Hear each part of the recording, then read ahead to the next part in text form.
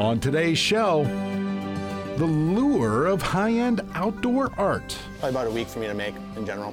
Joe Peterson creates one-of-a-kind baits to tackle one of Minnesota's biggest predators. We visit a small greenhouse built to make big changes to Minnesota's water quality. And we tag along with the Outdoor Nanny, an inspiration introducing kids to the great outdoors.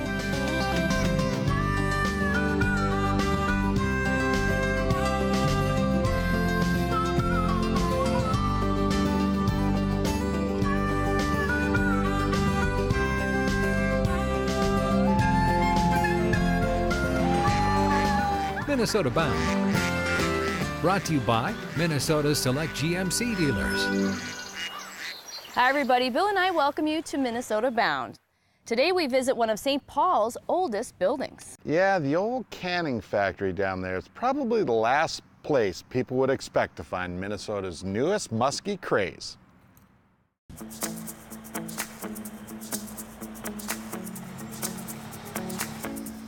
Call it a Minnesota revival, deep in the belly of a 128-year-old St. Paul factory.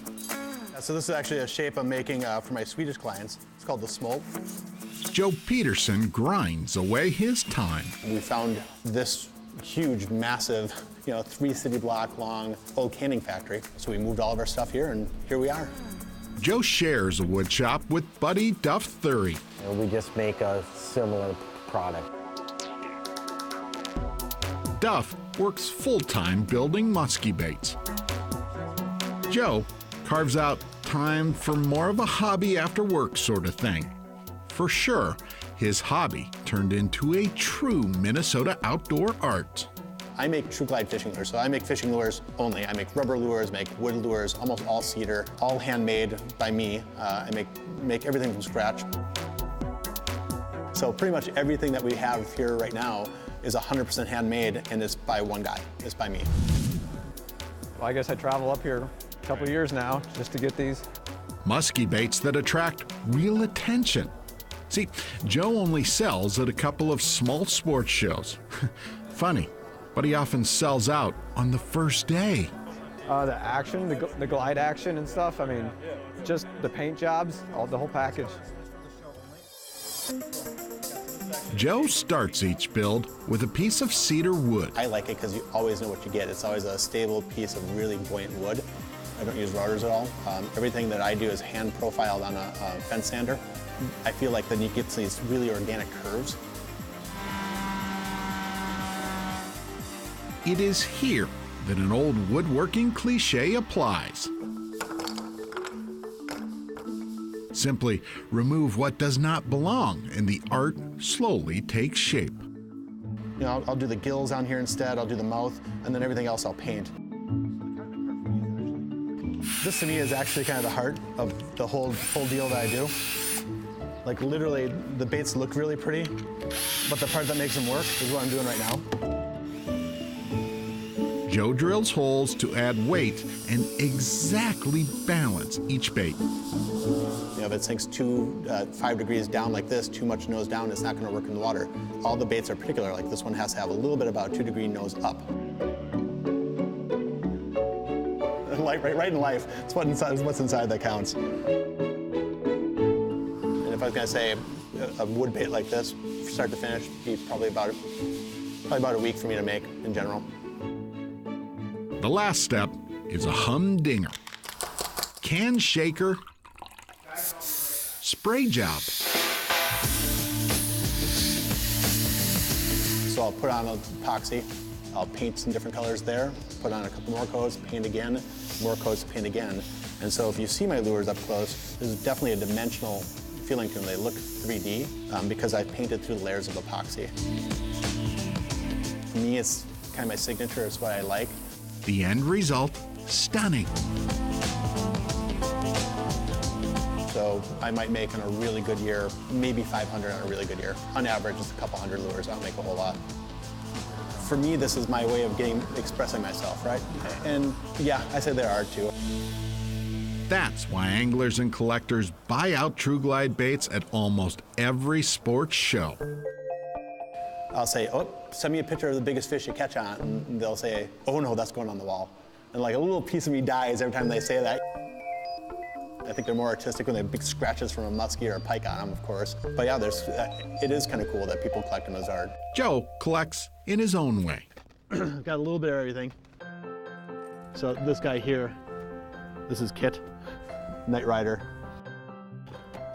This is the Alias. So I actually have my own beads made for me that have a hole that allows you thick wire and still rattle on the thick wire. Okay, I'm a nerd. No, he's actually an angler at his core. Good luck, guys. Which is why he tries to fish a lot. And guess what? He always fishes his own stuff. And this one is Adele. Adele's caught a lot of fish for me. This is actually Adele 2, because Adele 1 met a untimely death against a rock wall in Canada. It's unbelievable. Love it. An angler who plays the game by his own rules. Hello. And just loves the game. Oh, come on, dude. This is my spot. I was here first. You cut me off. Okay, get out of here. One of the nice things and the annoying things about muskie fishing is you have a lot of time to think, you know? And for me, I'm thinking about lures. I'm thinking about like, okay, that fish followed this time. What could I make next time to make that fish bite? That's how I keep things going.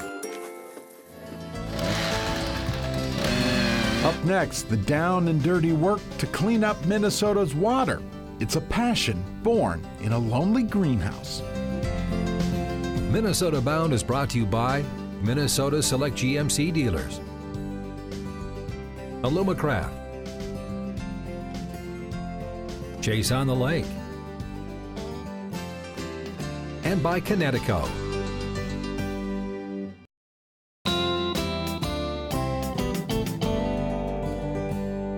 Up next, good karma meets clean water.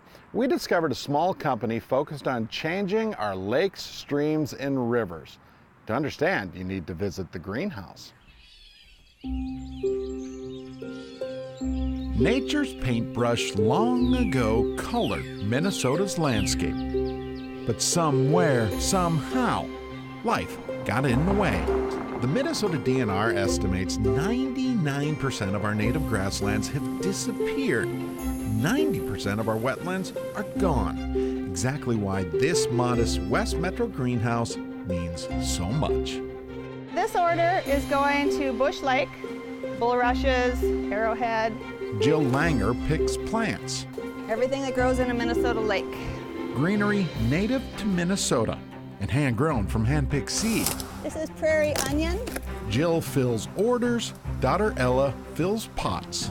And right now I'm actually doing swamp milkweed, which is kind of my favorite plant.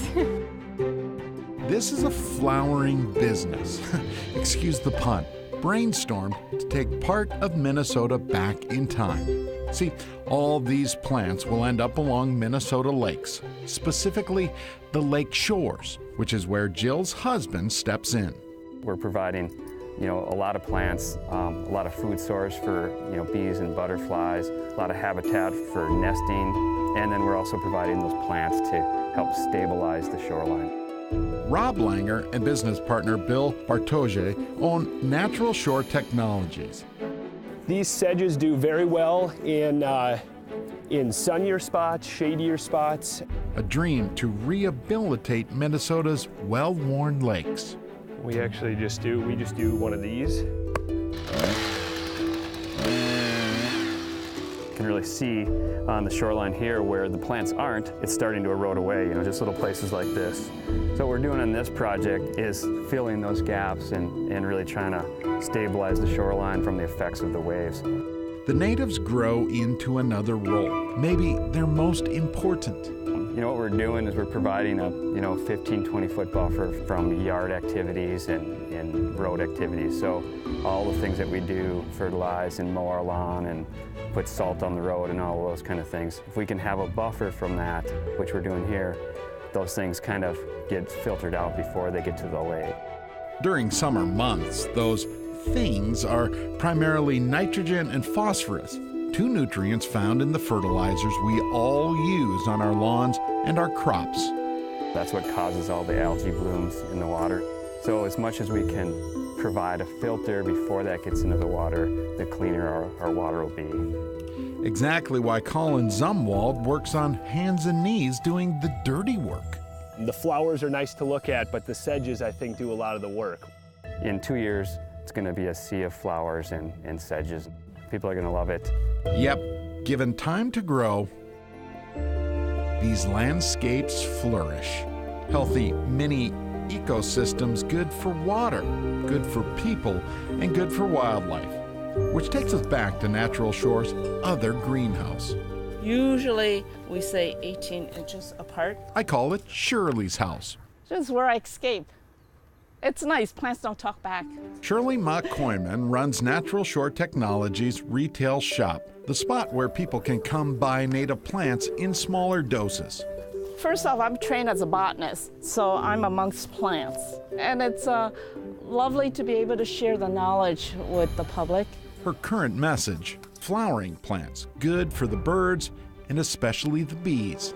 The pollinator situation, it's more and more critical for us to start relearning what natives can do. Exactly why they're in business. Now, the holders of nature's paintbrush, recoloring one small stroke at a time. It's a lifestyle that we have really, really enjoyed. It's who we are. This color here or this color here? Still ahead, a dab of grass here and a little pine cone there. All you need for an outdoor masterpiece. Closed captioning is brought to you by Minnesota Rebat. Illumicraft presents Kids in the Outdoors. Welcome back. In the next story, we meet a nanny who's taken the phrase, introduce a kid to the great outdoors, to heart. Or, I should say, to art. Ron Schara has the story. Should we add some fish? How do you make a fish? It was Pablo Picasso who said, "Every child is an artist." But these kid creations won't hang in any art gallery. These guys are big. This art is, shall we say, very natural. This idea, kids and nature art, belongs to Chelsea Ba, Oh yeah, look at that. a full-time nanny and lover of all things kids and the outdoors.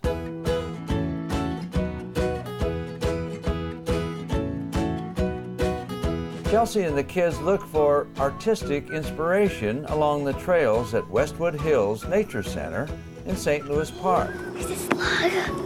The goal? Something Chelsea calls nature play. Feel this rock, it's not very heavy. There's so much sensory input that they can get from nature, but at the same time it's calming. Along the trail, sometimes right at their feet, kids find nature-made art supplies. How about this? You might be able to use that. So you guys think we should do a mermaid? Yeah. How do you do it? This color here or this color here? I mostly use bark, sticks, pine needles, acorns, acorn caps, seeds, that kind of stuff. Out of that stuff, dozens of creations soon line the trail.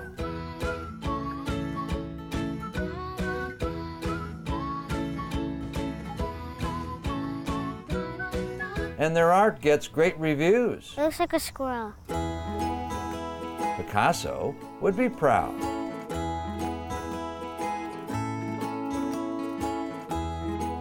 It's been very fun to see them all along the trail, and especially when you're hiking with a group of kids and they get very excited about them. Just go down the street to the park. It doesn't have to be deep in the woods. It can be, you can find nature on the sidewalk. On your next walk through the woods, open your artistic eye. You just might see a masterpiece.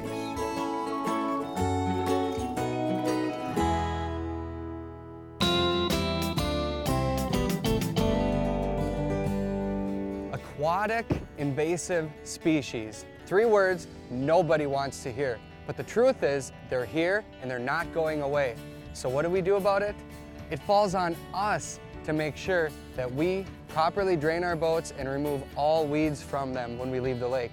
And you want to know what else? It's up to us to see other people that aren't doing it correctly and to help them out, to give them the knowledge they need to keep them from transporting things like zebra mussels or milfoil from this lake into the next one. Here are a couple things that we can do.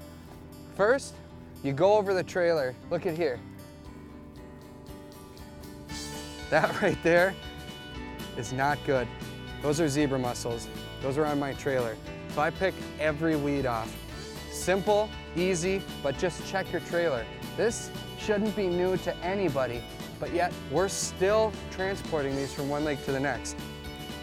Next thing that's really important is to drain all the water out of the motor. Look at right there. All that water was from this lake that would have gone to the next one.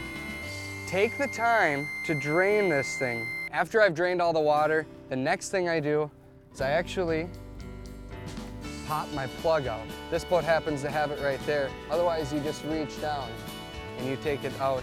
It's so important and it's so simple. Aquatic invasive species. They're scary and they're here. Do your part at the boat launch this year and help keep them from spreading. Straight ahead, an ode to a Minnesota shore. We visit Lake Superior. Minnesota Bound is brought to you by the Yard maintenance-free outdoor furniture, Running Aces Casino and Racetrack, Bent Creek Golf Club Eden Prairie, and by Totem Resorts, the premier destination for world-class fishing.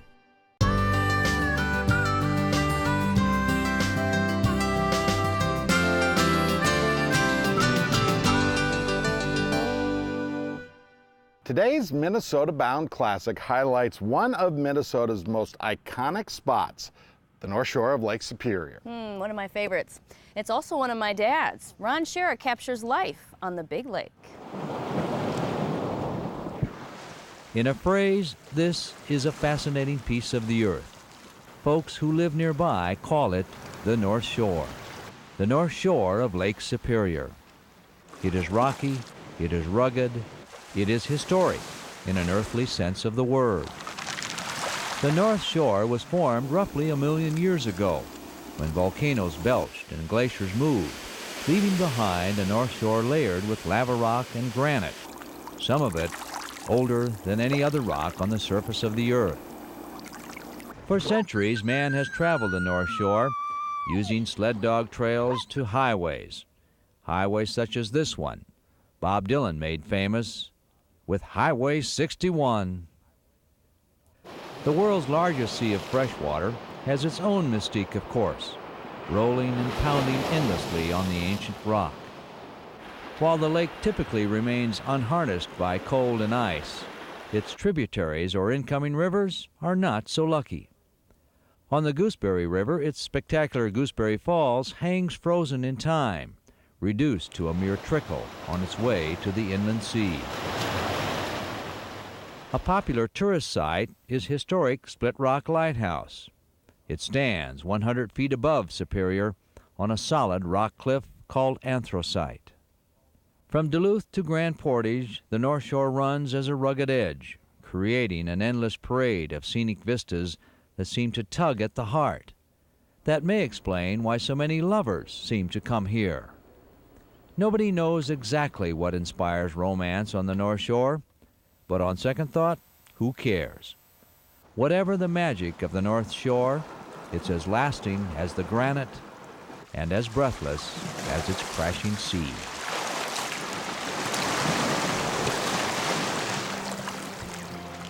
Truly one of Minnesota's most magical places. Absolutely is. Small fact, my wife and I were married up there back in 2007. Aw, just a few years ago. Yes. Well, that about does it for us. We'll see you back here next week. In the meantime, don't forget to introduce a kid to the great outdoors. Transportation provided by Premier Transportation. Call 1-800-899-7433. get more Minnesota Bound, including full episodes, go to mnbound.com. And to follow our latest adventures, like us on Facebook.